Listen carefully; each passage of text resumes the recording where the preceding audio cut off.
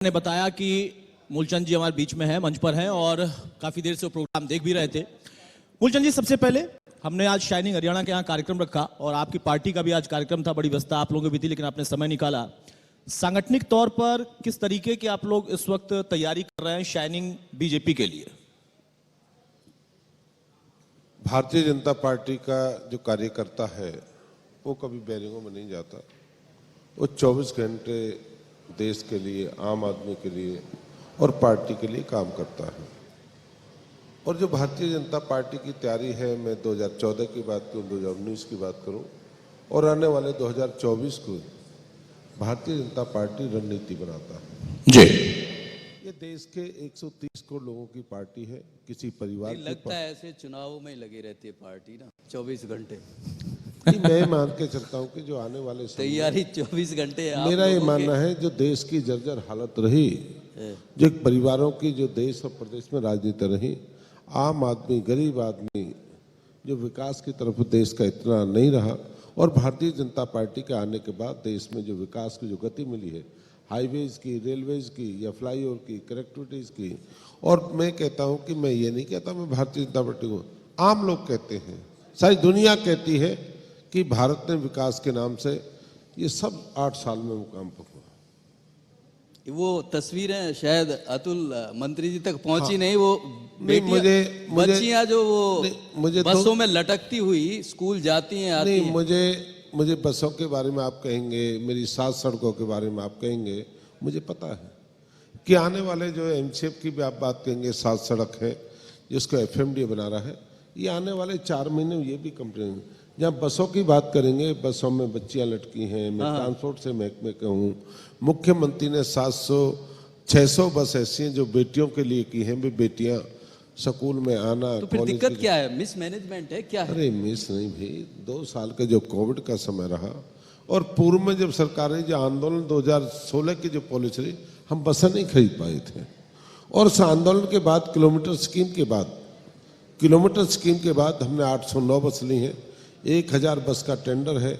500 बस हमारी एसी हैं। कुछ में हम बसों के बेड़े को, जहां भाई जी ने, सोलंकी ने कहा कि वो सीन दिखाया नहीं जो बसों को बच्चे लटक के जाते, ये आने वाले 6 महीने में हम ट्रांसपोर्ट को इतना मजबूत प्रदेश में करेंगे कि बस के लिए कोई बेटी, कोई शहर बाकी नहीं रहेगा। लेकिन मूलचंद जी, जब आप ये बात कहते हैं तो विपक्ष के नेता कहते हैं कि जब आपसे पूछा जाता है आप कहते हैं 600 बस ही खरीदने वाले हैं, वो खरीदी कब जाएंगी, ये उनका सवाल होता है। फिर कहते हैं कि 6 महीने का समय हमेशा मांगते रहते हैं। ये उनका क्या राजनीतिक आरोप है या उसमें कोई धरातल में सच्चाई है? मेरा बहाना ये नहीं है। मेरा बहाना ये कि 809 बस पे काम चला हुआ है। जो हमारी अपनी वर्कशॉप है जो HREC की, उसमें काम चला हुआ है। और 1000 बस हम बिल्डअप बस हम लेने जा रहे हैं, जो आने में समय तो लगेगा। कोई आदमी ऑर्डर देंगे, कोई डिलीवरी हमें देगा। 7 साल से ज्यादा हो गया। कितना नहीं, मैंने 7 नहीं कहा, मैंने ये कहा सरकार आपकी 7 साल उसके बाद की बात करते हैं। हमने किलोमीटर स्कीम लाई है, 506 बस और लाई हैं। मैं ये कहता हूँ जो ट्रांसपोर्ट में जितनी बसें चाहिए थी, जितनी जरूरत है हर प्रदेश को, उतनी बसें हम ले नहीं पाए। और जल्दी हम जितनी बसें हैं हम पूरी करने जा रहे हैं। कब तक? ये मान के चलिए आने वाले 20 दिन में हाई पावर में हमने रखे हैं जी। उसके मुख्यमंत्री चेयरमैन है, मैं उसमें सदस्य हूँ। तो आने वाले समय में हम उसको भी क्लियर कर देंगे। मतलब 20 दिन बाद मैं ये खबर चलाऊं? नहीं, महीना भर में इसका क्या है कि, अच्छा, 30 दिन, महीना भर में जो हाई पावर परचेज कमेटी उसमें आएगा। हाँ। उसके बाद जिस कंपनी को ऑर्डर दे देंगे जल्दी ही, मतलब जल्दी। ठीक है। अब जरा शाइनिंग हरियाणा की हम बात कर रहे थे, आपने अपने विभाग के बारे में बताया, जैसा कि सुंदर ने पूछा। कांग्रेस में एक बड़ा बदलाव हुआ है, आप भी उस पर अपनी बात रख रहे थे कि आपको लगता है कि कांग्रेस का जो बदलाव है उनको कहीं से शाइनिंग मोड में ले जा पाएगा? क्योंकि दावे किए जा रहे हैं कि एक लंबे समय से एक मांग थी और वो मांग अब पूरी हुई है, तो अब एक बड़ी टक्कर मिलेगी, बीजेपी के लिए चुनौती बड़ी हो जाएगी। मेरा कहना है जिस रजवाड़ों में, जिस प्रदेश में परिवारवाद की राजनीति, क्षेत्रीय राजनीति जिसको खात्मा हुआ था, और वही परिवारों की राजनीति फिर प्रेशर से वही राजनीति प्रदेश में है। आपका ये कहना मतलब कोई प्रदेश में जो भूपेंद्र हुड्डा की जो कमांड दी है, उसके चहेते लोगों को कोई कार्यकारी बनाया है, कोई प्रदेश अध्यक्ष बनाया है, और हमने कहा पहले भी यही थे लोग थे, जब 2019 का चुनाव था, जब भी पूरी इन्हीं पे थी जी। चुनाव है, लोग हैं, मतदाता वोट देंगे और लोग विकास को देंगे। लोग क्षेत्रवाद, जितना बुरा हाल जो पूर्व की सरकार में, क्षेत्रवाद रहा, जातिवाद रहा, धर्मवाद रहा, और हर आदमी झुका हुआ था। और उससे हरियाणा के प्रदेशों ने विदाई की है। हरियाणा के प्रदेश उस विवाद में नहीं, हरियाणा का आम आदमी लोग हैं, आम आदमी विवादों में नहीं फंसेगा। एक क्षेत्र का डीएसपी लग जाए, एक क्षेत्र का ईटीओ लग जाए, डीटीओ लग जाए, एक क्षेत्र में विकास हो जाए। ये प्रदेश की सरकार मनोहर लाल जी के नेतृत्व में जो प्रदेश में सबका साथ सबका विकास नारा हुआ है, उस नारे को साकार का जो पंडित दीनदयाल उपाध्याय जी का अंतिम व्यक्ति का विकास, जो अंतिम पंक्ति व्यक्ति खड़ा है, नहीं तो उसका विकास। नारा तो कांग्रेस भी बिल्कुल तटस्थ रख रही है कि इस बार अब उनकी सरकार। नहीं, मैंने कहा कांग्रेस ने नारे दिए, कांग्रेस से काम नहीं करे। कांग्रेस से नारे रही है, कांग्रेस के परिवारों के विकास हुए हैं, अपने परिवारों से बाहर नहीं है। अगर मान लो परिवार से चहेता आदमी यहां अशोक तंवर था, उसका क्या कसूर था? उसके मद्दू तोड़ दिया अशोक तंवर का। कुमारी शैलजा बहुत पुराने घर से बड़ी हमारी सांसद रही है, सम्मानित है, उसको निकाल के फेंक दिया। क्या नारा देती है कांग्रेस? कांग्रेस आपा चाहती है, अपना बेटा आपा, मैं रहूं, परिवार रहे, बेटा रहे, उसको उठा के फेंक दिया। नहीं, उन्होंने लड़की हूं लड़ सकती हूं का नारा दिया था यूपी में। लड़की हूं लड़ सकती हूं का नारा दिया था यूपी में। नहीं, मेरा ये कहना नहीं है लड़कियों यहाँ पर, लेकिन शैलजा को उन्होंने, आप कह रहे हैं कि नहीं, मेरा ये कहना है शैलजा को जो आपने कहा ना, कांग्रेस भी कहती है, बीजेपी ऐसा नहीं कहती। बीजेपी जो कहती है वो करती है। ये संगठन है बीजेपी। बीजेपी में किसको दायित्व हो, दायित्व के तहत काम करेंगे। यहाँ जिसको देते हैं उसको भगाते हैं। ये अपना चाहिए, यहाँ सब अपने हैं। पूरे देश में मैसेज यही है कि दो ही आदमियों की चलती है बीजेपी में। नहीं, पूरे देश की मुझे नहीं पता कौन कहता कौन। मैं आज वजीर हूँ और वजीर होने के नाते मुझे पता है कि जितना सम्मान भारतीय जनता पार्टी मिलता है, वो समय तो है नहीं जिस समय के लिए पूर्व की सरकार में होते थे। भाई मंत्री का बेटा नौकरी लग जाए, मंत्री का बेटा एसएस लग जाए, मंत्री के नाम की लूट मट जाए, वो नहीं है जमाना। वो जमाना खत्म हो चुका। अब तो देश का विकास करना है, सबका साथ सबका विश्वास। ये विकास जो लगातार आप बात करते हैं, ये हम आपके बिल्कुल पीछे वो जो सड़कें हैं जो टूटी हुई हैं, वो कौन से विकास की तस्वीरें हैं? काम चल रहा है। काम कैसे? ऐसा 10 करोड़ में एक सड़क बनने जा रही है। आने वाले 6 महीना फैदा देखना, फैदा वो अपने मुकाम पर होगा।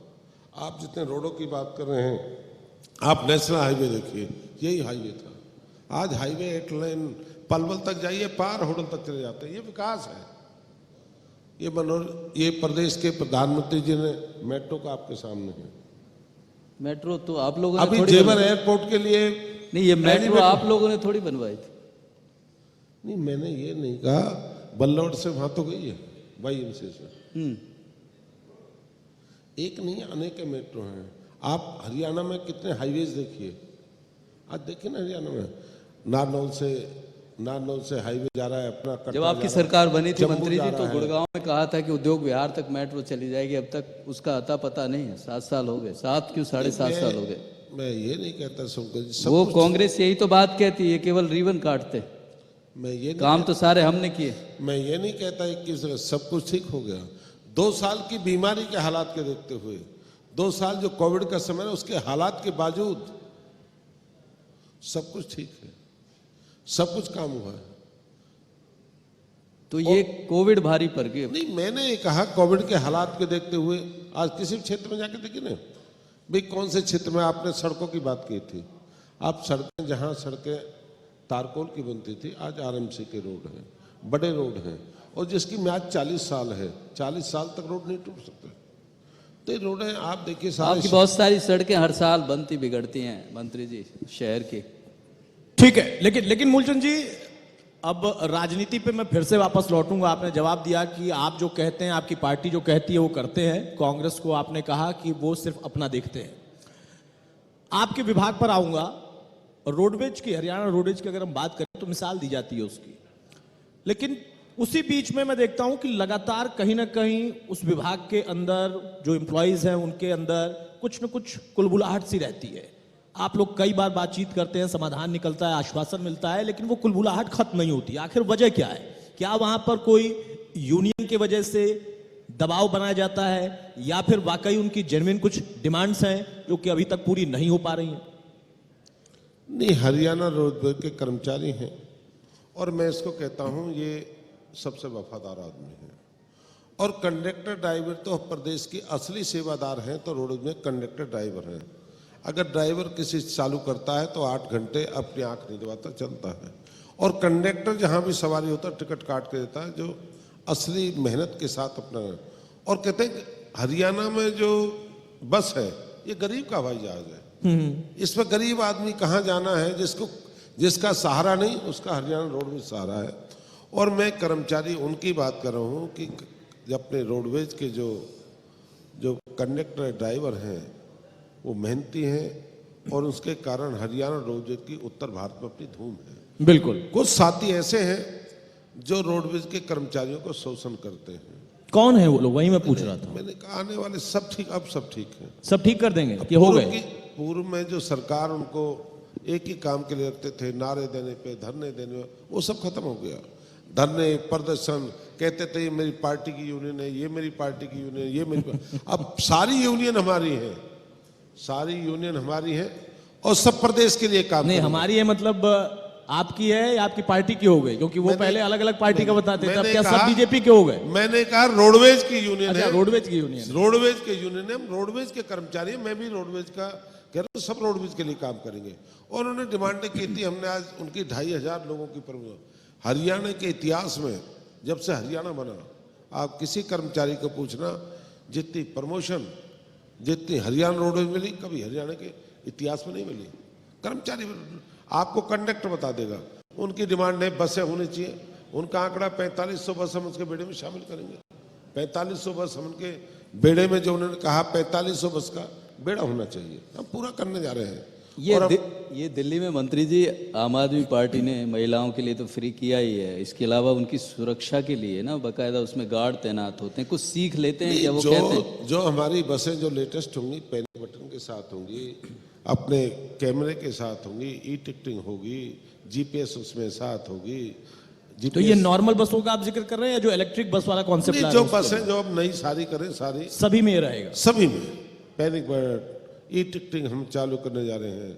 अपने सारे क्या है कि जो चीज़ सुरक्षा के होनी चाहिए सब उस बस में लेटेस्ट जो सुविधा वो ये होंगी कब? सवाल वही है फिर, वो 1 महीने में हो रही है ये सारी चीजें या? सोलंकी जी 1 महीने में हाई पावर परचेज कमेटी की मीटिंग 1 महीने में भी कमेटी के पास बात जाएगी। मीटिंग 2.5 साल से आप सुनिए, कोई बस से तो नहीं ऑर्डर दे दिया अभी दे देंगे। अगर किसी भी कंपनी को देंगे, बनाने में समय लगेगा। बिल्डअप बस लेने जा रहे हैं हम चेसी लेने नहीं जा रहे। हम बनी बनाई बस लेंगे। पहले चेसी अपने हम उसकी चेसी लेते, बिल्डअप होती थी अपने वर्कशॉप में। अब हम चाहते हैं कि लेट ना हो, हम सीधी जितनी भी 1000 बसें एक साथ बिल्डअप लें।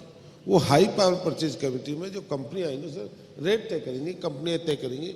जो नेगोशिएशन होता है, जो कंपनी आती है वो कमेटी तय करेगी और कमेटी में तय उनको ऑर्डर देंगे। तो क्या अभी तक किसी से बातचीत हुई है? किसी कंपनी से कोई अप्रोच ऐसा हुआ है, कोई कोटेशन आप लोग के पास आया हो जिसको आप कमेटी के सामने रखेंगे कि ये 2-3 है, इनके साथ हम डील कर सकते हैं? नहीं, ऐसा नहीं, उसकी अलग कमेटी हमारे उसकी अलग है।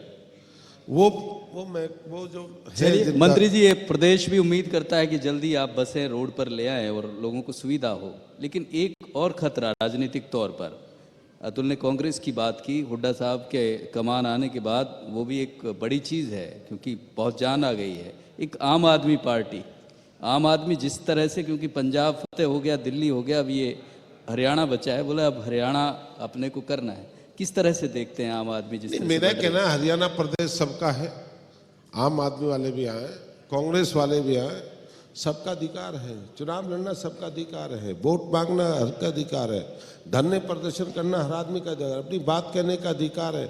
पर वोट देना मतदाता का अधिकार है, वो किसकी डोली ला रही है। और हरियाणा में कभी कल्पना थी भारतीय जनता पार्टी की सरकार बनेगी और पूर्ण बहुमत के साथ बनेगी? कभी कल्पना में नहीं थी और दूसरी बार बनेगी। कभी सोलंकी जी आपने 4 के बाद 16 आप लोगों ने भी नहीं सोचा था कि पंजाब में इस तरह से बनेगी आम आदमी की, दिल्ली में भी बनेगी इस तरह से, कहीं ऐसा ना हो हरियाणा में भी इस तरह की स्थिति मैं बन जाए। आपके माध्यम से और कहने जा रहा हूँ, जी कभी कल्पना में नहीं थी भारतीय जनता पार्टी का परचम फैलेगा प्रदेश में। एक बार तो कहते हैं चलो बाई चांस, दूसरी बार भारतीय जनता पार्टी का मुख्य, और मैं कहता हूं तो 2024 में भारतीय जनता पार्टी का फिर हरियाणा में परचम फैलेगा। लेकिन यही तो सवाल है ना जो सुंदर पूछ रहे हैं।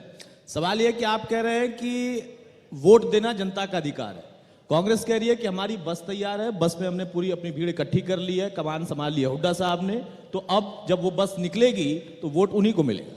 कांग्रेस की बसें बहुत चली हैं, कांग्रेस की नहीं, अब तो एक जगह से चलेगी। नहीं, कांग्रेस की उत्तर प्रदेश में बस चली थी, पूछो ना क्या हाल हुआ। पंजाब से भर के चली थी, वो बेचारा चन्नी मुख्यमंत्री बनाया था, बस खाली करके जाना पड़ा। हरियाणा प्रदेश के लोग फिर इन्हें बाहर उतारेंगे।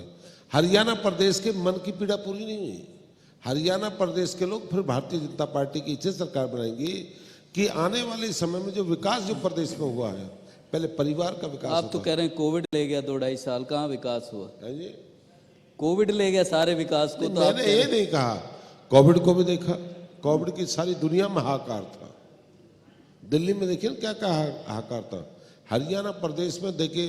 बिल्कुल ठीक बात है मंत्री जी, लेकिन सीधा सवाल यही है कि अब क्योंकि 2.5 साल बहुत इंतजार कर लिया, चलिए कोविड सभी पूरे प्रदेश ने माना है, पूरे देश ने, दुनिया ने माना है, लेकिन सवाल ये कि 2.5 साल में किस तरह से गति देने का प्लान किया है, चाहे वो रोडवेज की बात हो या दूसरे। सबको आने वाले समय में पूरे जो भी काम है तो जी सबको विकास होगा, और क्षेत्र में जो है हरियाणा प्रदेश में आने वाले समय में जो गति जो लोगों की उम्मीद है उस विकास के साथ काम करेंगे।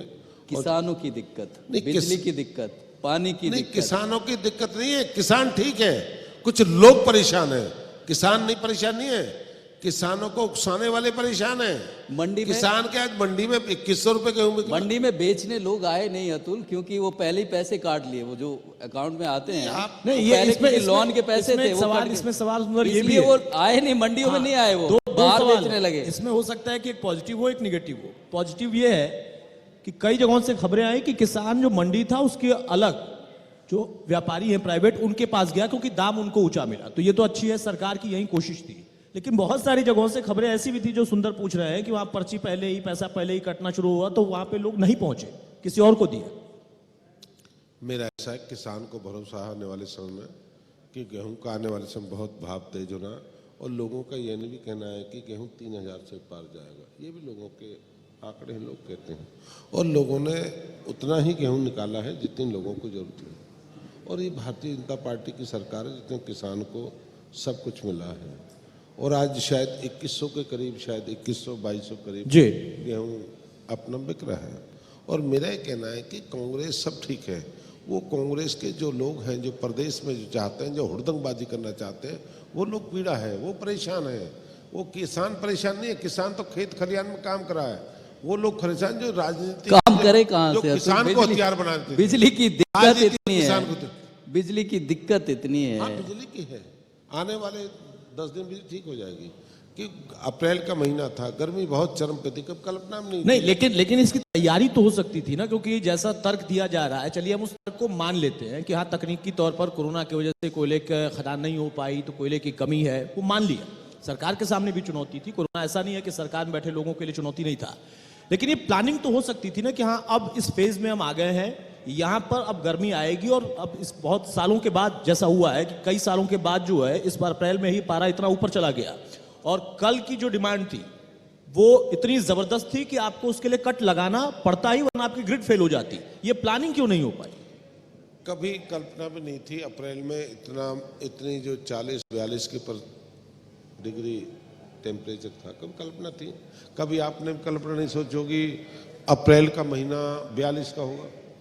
बिजली का जो भाव होता है वो महीने के हिसाब से होता है, और दोपहर का क्या है, शाम का क्या है, सुबह का क्या है, रात का क्या है, हर चीज इसकी जो खरीदारी होती ये है भाव की बात हो समय गई, के हिसाब लेकिन से। जरूरत तो हमें पर पता हमें- होती। नहीं, जरूरत आगे जरूरत नहीं। तो हमें 10 साल क्या है कि की हमें कम से कम जो सरकार जो मई प्लानिंग में लेके चलती है ना। जो मई में जरूरत थी वो अप्रैल में आ गई। जो खरीदारी हमें मई में करनी थी वो खरीदारी अप्रैल में आ चुकी। नहीं, आप महीनों के हिसाब से चल रहे हैं, सालों की प्लानिंग करती है ना सरकार, तो लोगों के हिसाब से, लोगों की जरूरत के हिसाब क्लाइमेट से। चेंज, ग्लोबल प्लान- वार्मिंग, ये सब चीजें तो चर्चा में रहती हैं कि अब कभी भी बदलाव हो सकता है, गर्मी तपिश ज्यादा हो जो सकती है। प्राइवेट सेक्टरों से बिजली खरीदी जाती है उसका पूरा दिन का दिन, 1 घंटे का, महीना का पूरा शेड्यूल होता है। तो अब वहीं आप जा रहे हैं, वो चीज क्या है कि ठीक है, मिस में हो जाती है मतलब 10 दिन में आप कह रहे हैं सही हो जाएगा। नहीं, मैं कह रहा हूँ कि आने वाले, ठीक है, अब तो हुआ, उसका कोई है नहीं, आने वाले समय में बिजली का जो हमारा है, बिजली आने वाले समय में ठीक हो जाएगी।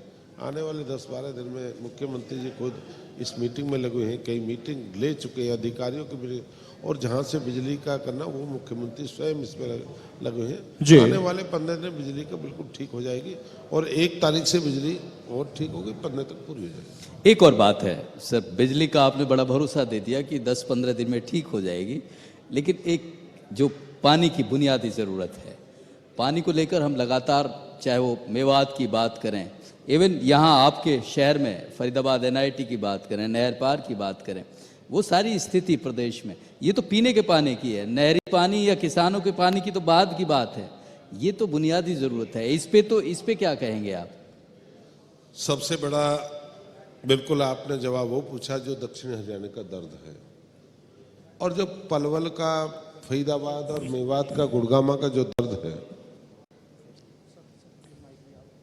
जो गुड़गामा फरीदाबाद का जो दर्द है, उस दर्द के बारे में किसी ने, आज हमारे पास जो पानी है, सारा पानी दिल्ली से आता हमारे पास जी, और दिल्ली का जो हमारा एक्सवाइल का जो हिस्सा था, एक्सवाइल का जो यमुना का पानी हमको मिला, यमुना का हमें साफ पानी का मिला था भाई, अपने फरीदाबाद को साफ पानी मिलेगा, मेवात को साफ मिलेगा, पलवल को साफ मिलेगा, पर जो यमुना का पानी मिलना था हमें सीवर का पानी मिला है, और आज भी सीवर का, ये देखिए जो पानी हमारा, तो हम SYL का पानी क्यों नहीं ले रहे हैं? उसी पर तो अब सियासत नहीं हो गई। नहीं, सुनिए, मैं दिल्ली के दरबारी नेताओं से पूछना चाहता हूं, तुम हरियाणा प्रदेश में राजनीति करने आ रहे हो, इसमें जो सीवर का पानी बह रहा है, 40 नाले दिल्ली के इसमें मिल रहे हैं, अपने गुड़गामा कैनाल, दिल्ली गुड़गामा कैनाल में 40 नाले से बंद करिए। हमारा पानी का सारा खारी पानी है, जहाँ बैठे हैं आप, पानी हमारे पास यमुना के किनारे है, सारा पानी रेनीवेल से आता है। आज एक पीने मीठा पानी नहीं है, सारा रेनीवेल से आता है। मंत्री जी, और डबल पानी- इंजन सरकार है, अब सारी चीजें ऐसे। राजेश नागर अतुल जी हमारे साथ जुड़ गए हैं, गांव से बीजेपी के विधायक हैं।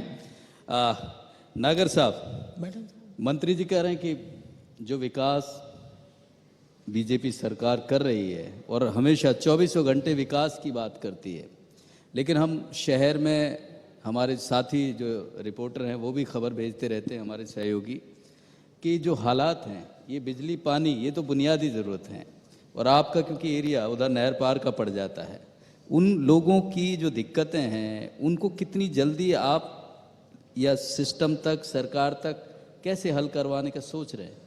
क्योंकि हालत अभी और खराब होने, 81 साल का रिकॉर्ड टूटा है गर्मी। और ये सीजनल समस्या है नागर साहब, इसकी प्लानिंग जैसे मैं मंत्री जी से पूछ रहा था, तो उन्होंने कहा कि जो मई में होना चाहिए था वो अप्रैल में हो गया, ये सरकार के लिए भी था, तो क्या ये प्लानिंग नहीं हो सकती है? और विकास की राह पे तो हम इतना अग्रसर हैं कि वो छोटी छोटी दिक्कतें, तमाम घरों में छोटे छोटे बच्चे हैं, उनके लिए दिक्कत आ रही है, बिजली की समस्या इसमें सबसे ज्यादा है, सरकार की तरफ हर आदमी देख रहा है, इसमें राजनीति जमकर हो रही है, ये दावा किया जा रहा है कि इसके पहले इतने साल से मैंने कभी हरियाणा में ऐसा देखा ही नहीं।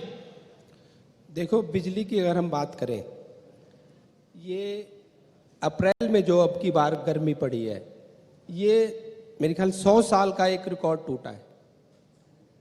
पहले कभी भी इतनी गर्मी अप्रैल के महीने में नहीं पड़ी। और अभी अगर हम देखें बिजली के लिए, तो बिजली में जितनी कंजप्शन हर साल हमारी होती है, उससे भी 40% के करीब ज़्यादा बिजली हमें मिल रही है, पर एडवांस में गर्मी आने की वजह से थोड़ी दिक्कतें आ रही हैं। और हमारी थोड़ी नहीं, आप थोड़ी कह देते हैं, मंत्री जी भी यही बात कह रहे हैं, ये जो भुगत रहे हैं। बिजली के लिए बातचीत चल रही है हमारी कई कंपनी से। पानी के लिए, पानी की तो दिक्कत है ही नहीं, पानी की कहाँ दिक्कत है?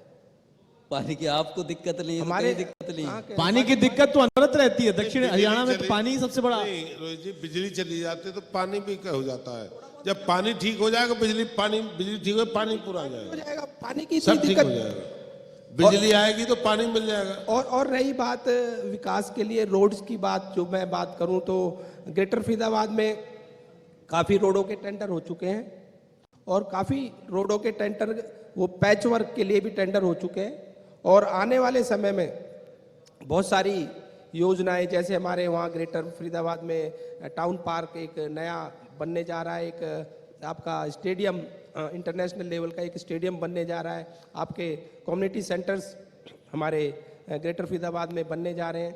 कनेक्टिविटी की बात करें आप, ये दिल्ली से बॉम्बे कॉरिडोर, जो बड़ौदा बॉम्बे कॉरिडोर का काम आप कितनी तेजी से चल रहा है। एक कनेक्टिविटी की बात करें, केजीपी और जेवर एयरपोर्ट के लिए जो एक एलिवेटेड रोड जिसकी डीपीआर बन चुकी है वो भी जल्दी और बनने। तिगांव की बात करें तो तिगांव की बात करें, तिगांव के लिए मझावली का पुल पे भी काम अब तेजी से चल रहा है। बीच में 1-2 साल ये मंत्री जी कई सालों से नहीं बन रहा है। कोरोना की वजह से थोड़ी दिक्कत आई थी। कोरोना के टाइम में आपको पता है कि लेबर की प्रॉब्लम आई, अब उसका काम तेजी से चल रहा है। फिर कुछ कोर्ट केसेस भी बीच में आ गए थे, जो जमीन एक्वायर हमने की थी उसमें कुछ पार्टीज कोर्ट में चली गई थी, उसकी वजह से थोड़ी दिक्कत आई। अब कोर्ट केसेस भी सारे खत्म हो गए हैं, उसका काम भी तेजी से चल रहा है और जल्दी वो एक मझावली पुल जो एक लाइफ लाइन है हमारे लिए, हरियाणा और ग्रेटर नोएडा और यूपी के लिए, नोएडा के लिए कनेक्टिविटी जो हमें मिलने जा रही है। और उसी के बाद हमारी जो ये तिगांव बल्लभगढ़ तिगांव मझावली रोड है, इसका भी जल्दी टेंडर होने जा रहा है। एक हमारा जो ओल्ड फरीदाबाद से मझावली के लिए रोड बन रही है 6 लेन, उसका टेंडर भी जल्दी होने जा रहा है। बहुत सारी रोडें हमारी जल्दी प्रोसेस में है और पाइपलाइन में है, जल्दी आपको दिखाई देगा 5-6 महीने में काफी विकास जल्दी दिखाई देगा। तो 2.5 साल गुजर गए। मंत्री जी मैं एक चीज आपसे जानना चाहता हूँ, मतलब पूरी ईमानदारी के साथ हमारा ज्ञान वर्धन के लिए, कि ये जो टेंडरिंग का जो प्रोसेस है और ये जो इतना लंबा वक्त लग जाता है, जब सरकार ही आपकी, और आपको पता है कि ये पुरानी समस्या है, बल्लभगढ़ से आपकी जनता ने 2 बार आपको चुना है, तिगांव लगते हुए दोनों एरिया हैं, आपसे कोई भी समस्या नहीं छुपी है ना ऐसा है कि आप उसे जानते हो। तो ऐसी स्थिति में ये जो टेंडरिंग वाला मसला, एक लंबा ये प्रोसेस दूसरी हो जाता है। दिक्कतें, ये इतना समय क्यों? कई बार ऐसा होता है कि आपकी कई मंजूरी होता है कि फॉरेस्ट का महकमा होता है, कहीं वहाँ से परमिशन में लंबे समय लग जाते हैं, परमिशन नहीं मिल पाती हैं। और जहाँ राजेश जी ने जो काम की, तिगाम की और बल्लौड़ की बात है, दोनों आपस में विधानसभा ज़्यादा दूर नहीं है, सटे हुए शहर हैं। और आने वाले समय में जो राजेश जी लगे हुए हैं अपने काम में, हमारे सांसद जी, हमारे केंद्रीय मंत्री, वो भी सब लगे हुए हैं और हम सारे विधायक साथ ही मिलके आने वाले समय छोटी छोटी समस्याएं सबको दूर करेंगे और जल्दी से जल्दी इस कामों को पूरा करने का काम करेंगे। मेरा दरअसल सीधा सा सवाल था, ये मान लीजिए जो आप बता रहे हैं फॉरेस्ट की समस्या है, ये समस्या तो अभी सुलझेगी ना 2 महीने बाद, 4 महीने बाद, 6 महीने? एनओसी जो है फॉरेस्ट की केंद्र से आती है, केंद्र में भी आप ही की सरकार है, ऑनलाइन प्रोसेस है, समय लगता है, थोड़ा समय लगता है, ऑनलाइन समय प्रोसेस। बिल्कुल लगता है, उसी पे तो सवाल कर रहे हैं सर। यानी उस पर काम चल रहा है, उसको समय जो भी है वो कम होगा। चल भी रहा है, कहीं छोटी छोटी समस्या होती है। ठीक है, अब जरा सियासी सवाल फिर से मैं लूंगा। देखिए, अभय चौटाला लगातार हमलावर है, कांग्रेस को लेकर मैंने सवाल आपसे किया।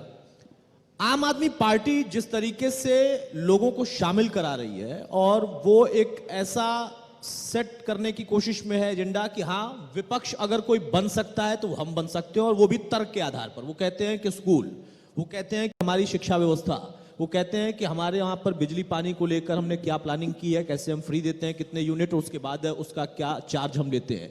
ये सारी चीजें एक आम आदमी के मन में जाती हैं और वो पार्टी आम आदमी है। वो कहती है कि आम आदमी पार्टी हम, और आम आदमी हम पर ही विचार करेगा। आपको नहीं लगता कि एक विकल्प उभरता हुआ दिख रहा है, या बिल्कुल आराम से आप लोगों ने खारिज कर दिया उन्हें, क्योंकि वो पंजाब में बैठे हैं, चंडीगढ़ पर दावा कर रहे हैं और यहां से कह रहे हैं कि हरियाणा में भी सरकार बनाएंगे?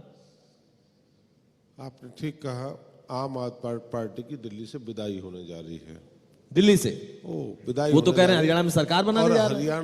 हरियाणा मीडिया की उपज है आप आदमी की, कोई उपज हरियाणा अलग खेल का है।